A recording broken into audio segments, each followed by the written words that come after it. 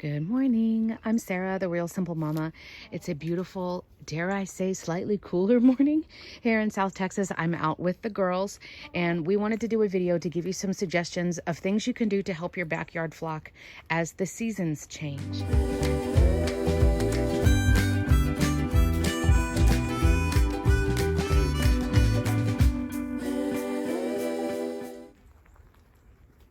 Good morning. We've got all kinds of nature noises out here this morning, and I've got a list that I'm going to run through, like a quick and dirty suggestion list of different things you can do as the seasons change. Real quickly, I'm in South Texas, so our seasons are really, really super hot, slightly less hot, and winter is kind of what we're dealing with. But we are getting down into temperatures in Fahrenheit that are just in the 70s and 80s. And so I have a to-do list of about 8 things that I like to do as the seasons change. So a lot of these things are things that I suggest you do about 3 or 4 times a year. Like always, pick and choose the things that I suggest, pick and choose the things that work for you. I'm going to be walking around showing the girls, as well as some of these things will be different depending on how many chickens you have. If you have just 2 or 3 chickens and they live inside a coop and run setup like all the time, that might be different than if you have 20 or 30. So again, pick and choose, take my suggestions, and do what works for you and for your flock. Right, Carmen? Tick, tick, tick. I also apologize for the feathers everywhere. Everyone decided to molt at the same time. So we have like a gigantic pillow fight going on out here. So as the seasons change, what I'm thinking of right now, of course, in my particular example, is we're going from Texas summer, where we can be well over 100 per day, to now I'm hoping, oh my gosh, guys, my fingers are crossed, that we are done with temperatures that are in the 90s. Like, I don't want to hit past like 85 or 88 degrees Fahrenheit anymore. We are done. So the things that I'm thinking about doing, the first that I'll talk about is doing a coop clean out. Now, again, depending on how big your coop is, depending on how many chickens you have, you may only feel like you need to do this twice a year. You may feel like you need to do it every few months. It's totally up to you. I'm going to link this video here that goes through the whole process. But when I do a deep coop clean out, of course, you know, on a regular basis, like almost every day, I clean the poop out of there. You know, you make sure that they have food and water, you know, that basic stuff. I have my disinfecting spray that's basically water and white vinegar and then essential oils that I do that keeps the flies out of there. But that's just like regular maintenance, right?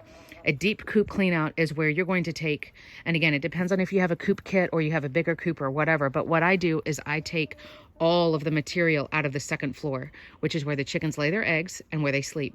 So that's the PDZ, which I've done videos on that as well. I take that out. I use scrub brushes and I clean the roosts, and somehow I don't know how they even got poop on the door, but you know, whatever.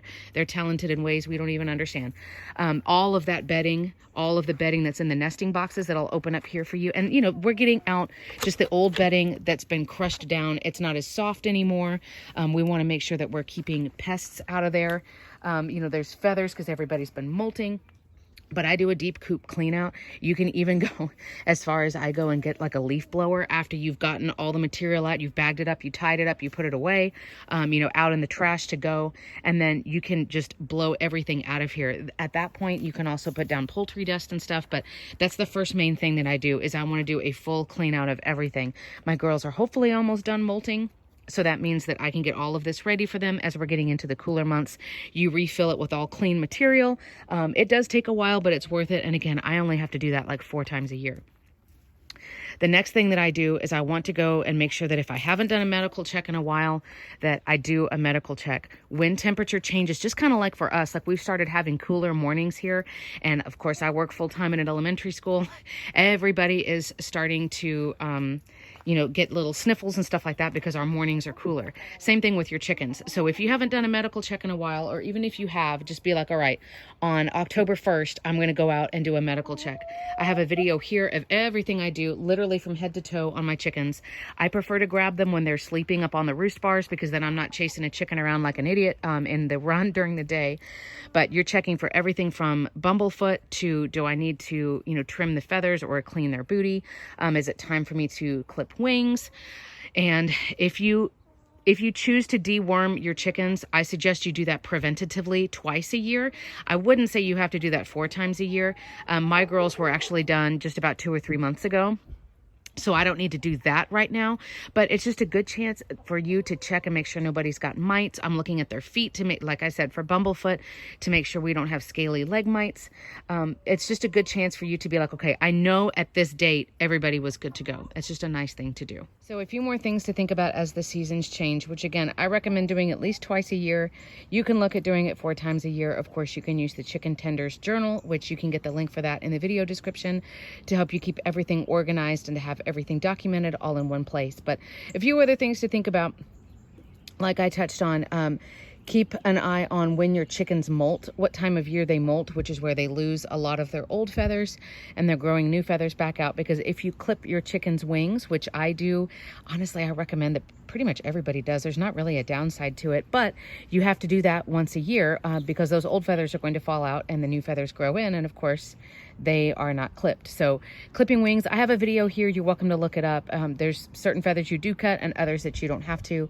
I honestly only cut 1 wing on each chicken, and that's sufficient to keep them from being able to fly out. So clipping wings. A couple of other things, and this is sort of random, but it's to your advantage to remember to do it. If you have anything that uses batteries or electronics or anything at all in your chicken run and in your chicken coop. So for example, I have my automatic coop door that's right there by Rural 365. I have an article on my website and a video here if you want more details and links and how we installed it and all that stuff.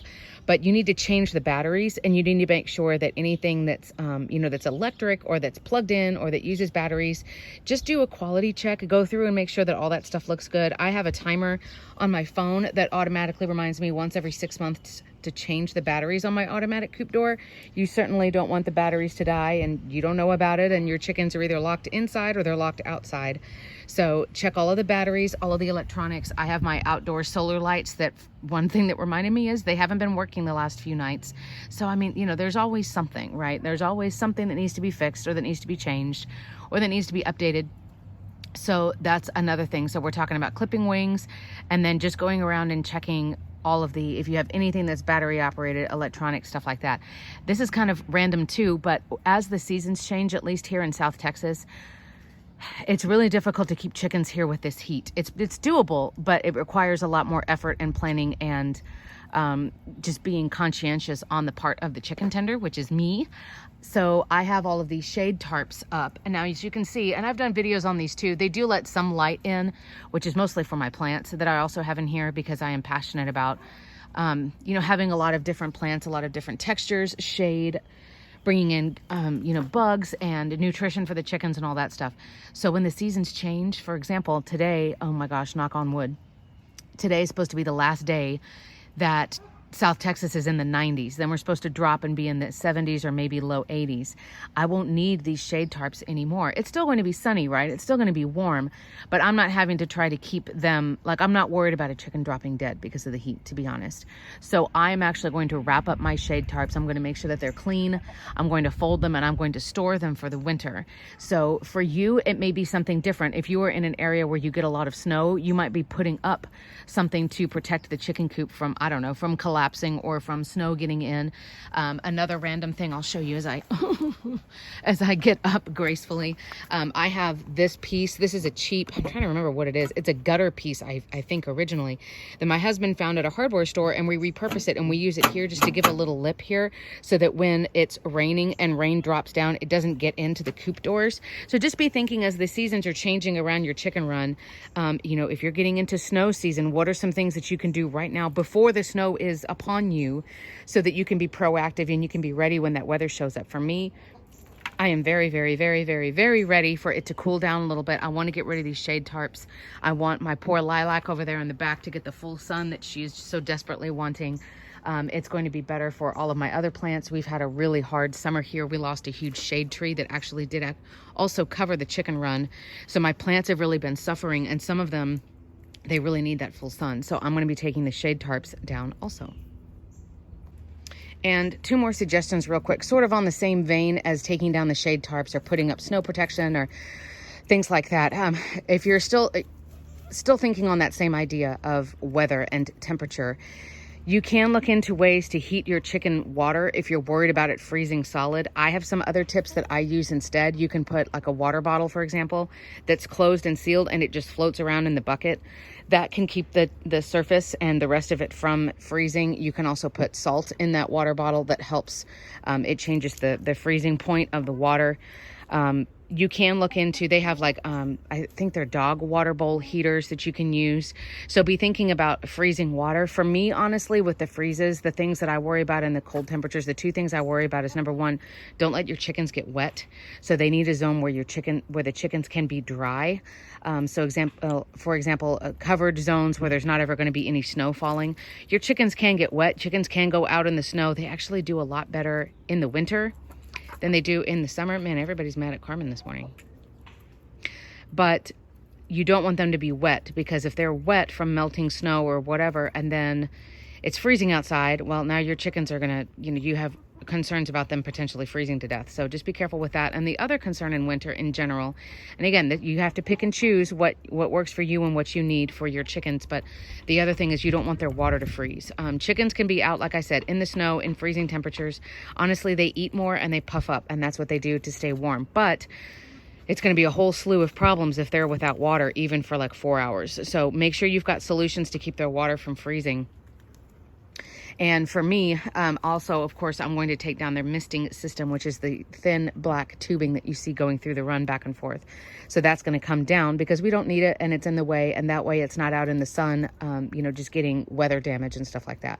The very last thing that I recommend that you do has to do with your chicken's health directly. And this is a couple of different things. And again, like, I'm not a medical professional. I'm not a vet. These are things that I've done upon vet recommendations and other chicken gurus and experts and things like that. But I choose to deworm my chickens twice a year. I have videos here. The medication that I use is called Ivermax, which is a type of ivermectin. I won't get into the dosing and all of the details of that medication, but I'm just saying, if you choose to do any kind of supplements or medications, preventatively, if you vaccinate your chickens, have a schedule so that you do that kinds of stuff. Like I said, I personally deworm twice a year. I don't want to do it more often than that because, yes, these parasites can become resistant to the antibiotics. So you don't want to do it like all the time. But any other medical stuff that you choose to do, remember, we already talked about doing the medical check on your birds. Also, if you want to, I usually try to make sure, like, if I haven't done any chicken research in a while, that I kind of read up on what does everybody feel about apple cider vinegar, for example, or Greek yogurt for your chickens, or raw garlic in their water, just so that I'm staying, just so that I'm staying up to date on this is what the chicken community feels is a good idea, or we used to do that, but now we've decided that it's not a good idea, or, anything like that. You can see where they murdered all the kale there yesterday. So, for example, I have their apple cider vinegar out here. I'm going to add to their water because they haven't had any in a few weeks, to be honest. I've filled up their food, I'm giving them their eggshells. I'm doing all of those things. But if you choose to do something medically for your chickens, the changing seasons is the perfect time. I teach at an elementary school. The weather is changing here, so everybody's getting sick. The same is going to be for your flock. But thinking about what changes you need to make in the chicken run, with the chicken coop, what you're doing for your chicken's health, thinking about the types of weather and climate and things that you have. All of those different things are good ideas. And of course, this isn't like the full cumulative exhaustive list. Certainly put suggestions and comments and questions down below. Here is my email address, but I'm going to do a little bit more work out here, and hopefully this gives you some ideas of how to help your chickens in changing seasons. Thanks for watching.